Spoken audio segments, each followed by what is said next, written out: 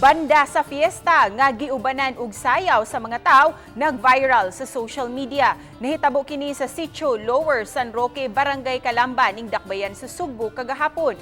Nakuhaan og video ang kalihukan apan gipadayag sa Vice Presidente sa kapilya nga wa sila magkuwang sa pagpahinumdum sa mga tawo sa pagtamod sa health protocols. Hinuon miangkon sila nga nasipyat kay mi-hire og banda nga maoy nakapadasig sa mga tawo nga musayaw. Nangayo og pasaylo ang opisyal sa kapilya ngadto sa ilang barangay kapitan ug sa DILG nga may bisita kagabi sa dapit.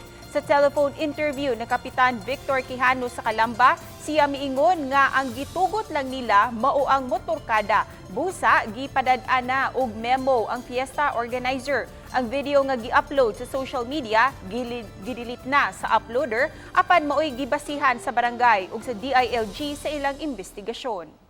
Nisunod gyud mi sa protokol, wa may magkuwang pod sa mga tao nga among gipahimanduan nga magprotokol gyud ta social distancing.